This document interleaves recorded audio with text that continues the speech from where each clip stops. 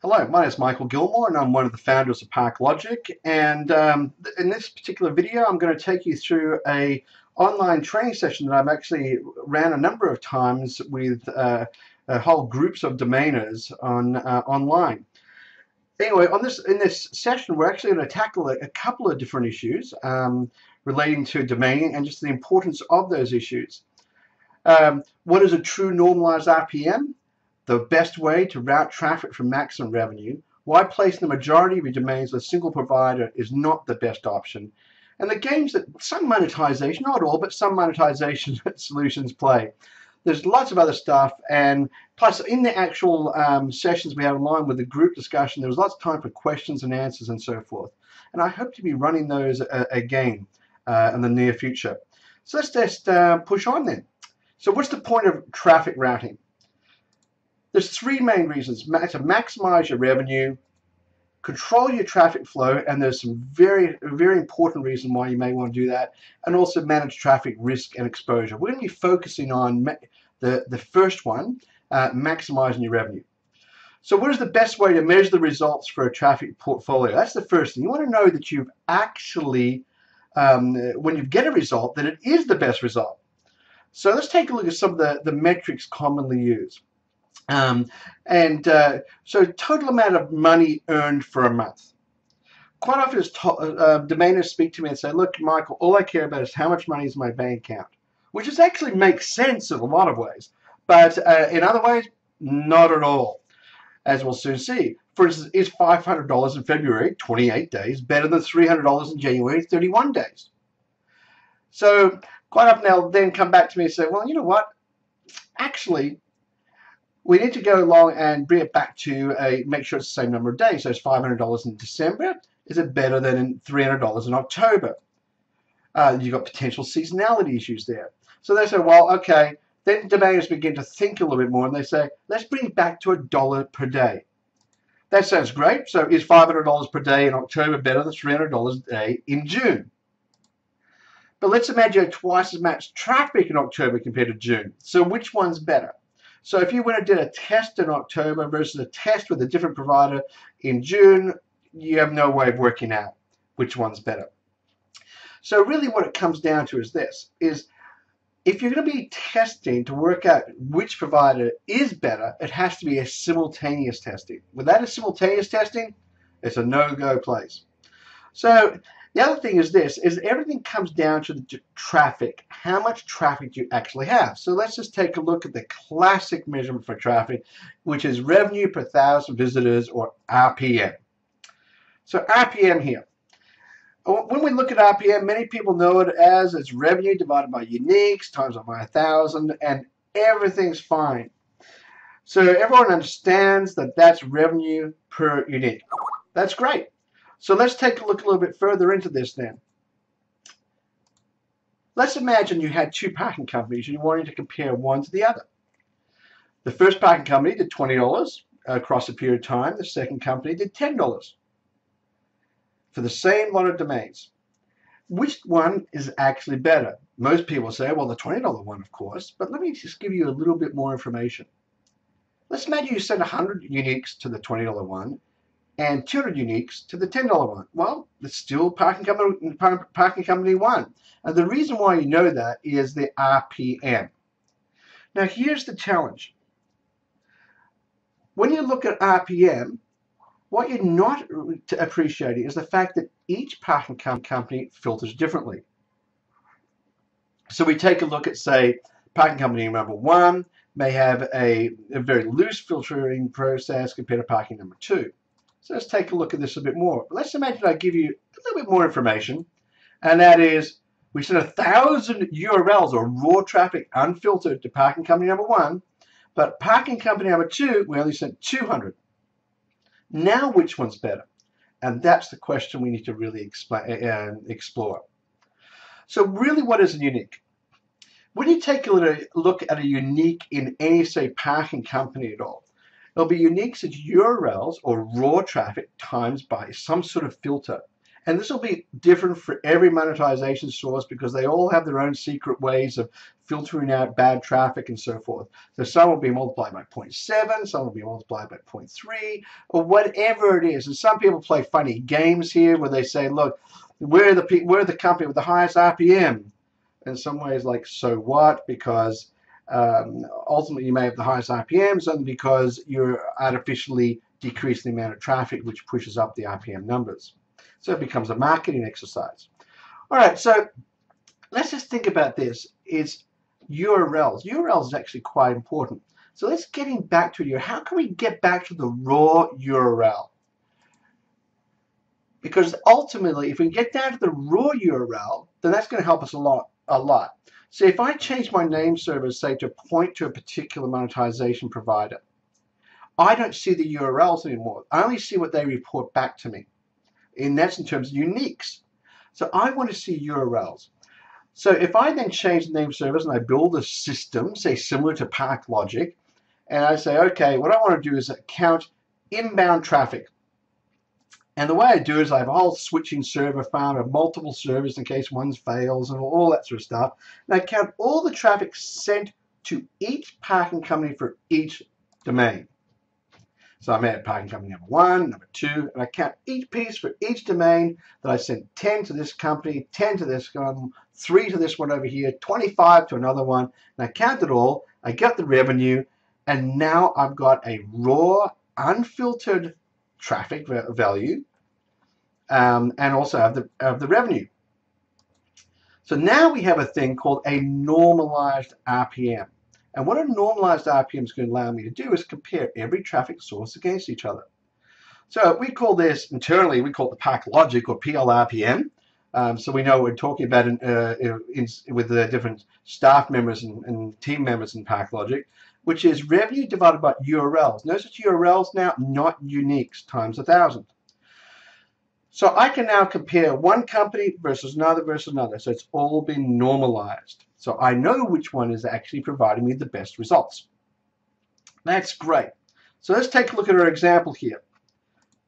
So I've got parking companies, same sort of things as before, $20 and $10 revenue, 300, 100 uniques, 80 RPM, 100 RPM, which is all fictitious and made up. But I have URLs. URLs is something I have now counted. And I've got revenue. And I know that's revenue across a period of time. So I can then calculate a pIRPM, which is a revenue of $20, 20 revenue, 20 RPM, and a 50 RPM.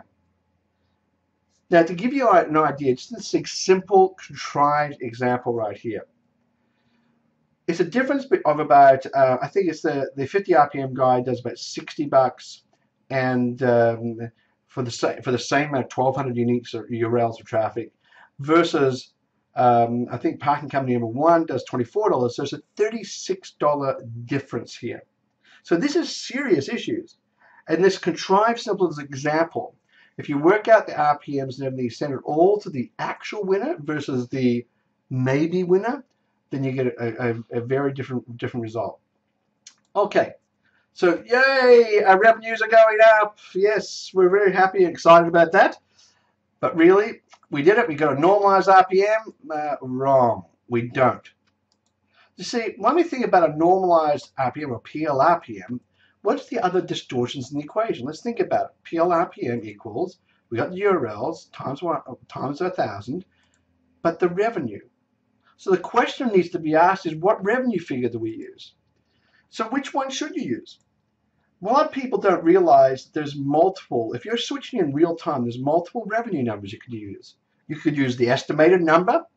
So you got it from one monetization partner, the estimated number they're giving you.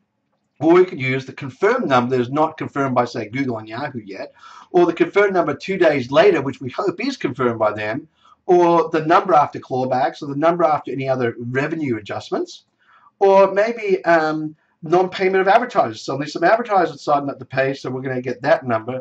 There's actually about 7 different revenue numbers. Let me just tell you right now, if you get this answer wrong of which revenue number you use, then you could be out by as much as 50% in your traffic routing. That's a huge amount. So you've got to work out which is the best number to use, or how do you create an algorithm which gives you the best result. We spent about 6 months working on this problem, and it's a tough one to crack. It's not as easy as it looks. And if you just use the normal figures coming off of your monetization partners, then that's not going to be the best solution.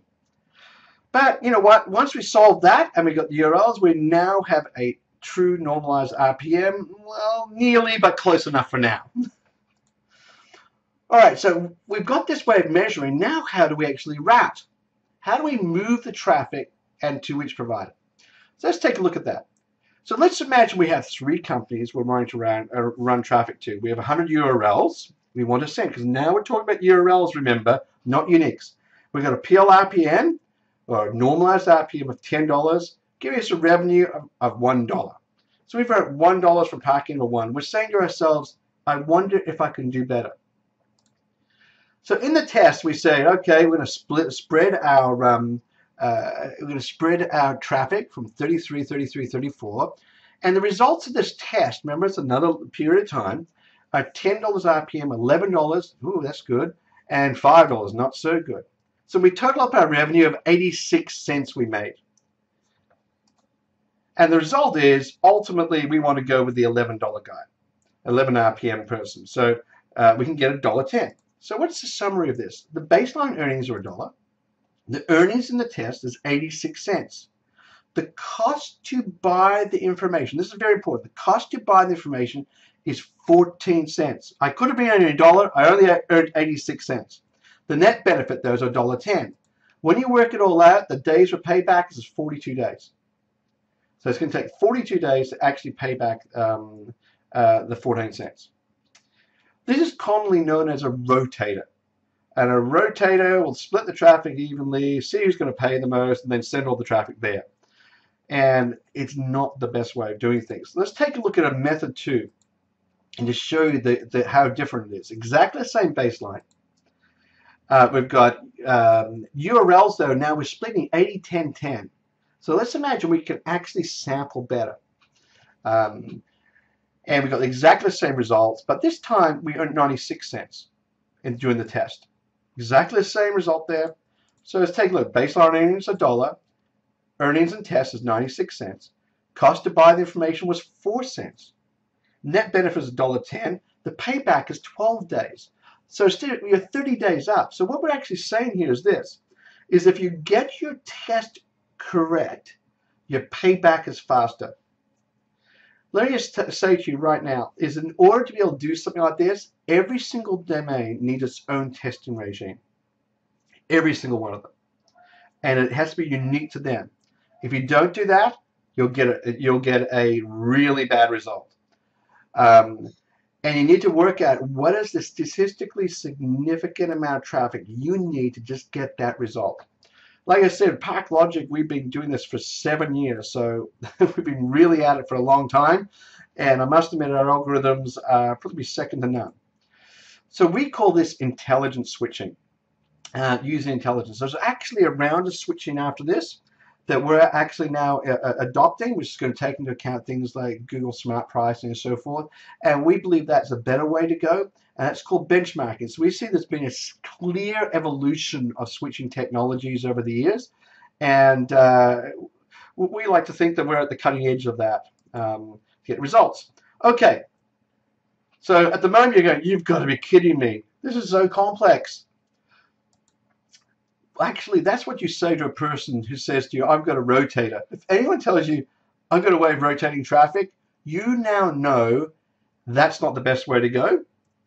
And also, you need to ask some really blunt questions, such as if anyone comes up to you and says, gee, we've got a way of switching traffic around the place, just ask them a simple question. Which revenue number do you use? And if they go, well, what do you mean?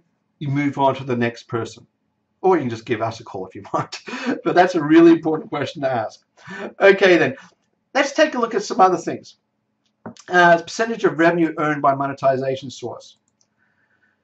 We use about 9 to 12 different monetization solutions.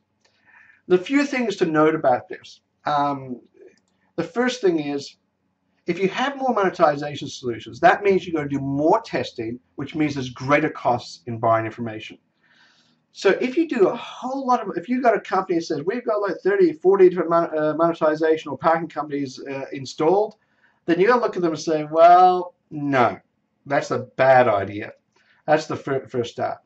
The second thing, the interesting thing when you take a look at this is that in April, particularly, no parking company wins more than 25% of traffic. No parking company does. And in fact, what's even more interesting is those huge, massive swings from November to April in who wins and how much they win by. There are some huge swings there. So that tells you a number of things. Number one is if you've got your domains at a single parking provider, then about 75%, in the best case scenario, 75% of your traffic can be monetized better elsewhere. That's the first start.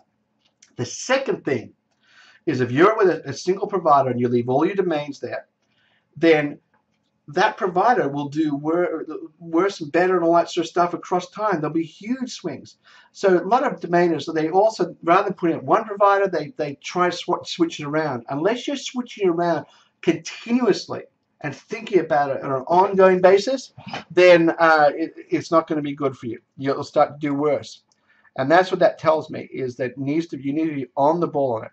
We've built massive systems for actually tracking all this data. We track over 240 different metrics for every single domain every day with ParkLogic.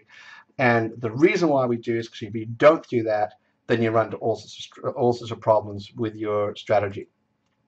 Okay, remember we had, what is the point of traffic routing? It was to maximize your revenue. And we started to dissect this. Let me tell you, there's so much more in there that I have not touched upon. We have not touched upon controlling traffic flow or managing traffic risk and exposure. Maybe that could be for another video. I think it could be quite useful. But I'm just going to wrap things up there. I hope you've enjoyed it. There's a lot more I can go into, but seriously, if you want to come and join one of the online sessions that I'm going to be running, I'll see if I can do them on a semi-regular basis, then I'd love to be able to have you on board. So there's my email address. Contact me, say, hey, Michael, put me on a list or something. I'd love to be able to get on board. We'll set up a go-to meeting so you can ask questions backwards and forwards and so forth. Love to have you there. But let me just say, it's been great having you share this experience with me, and look forward to the next video. In the meantime, if you can go along and like us, or take a look at our Facebook page, or even to go to my blog, which is WhizBang's blog, that would be great. Okay, take care. See you later then. Bye.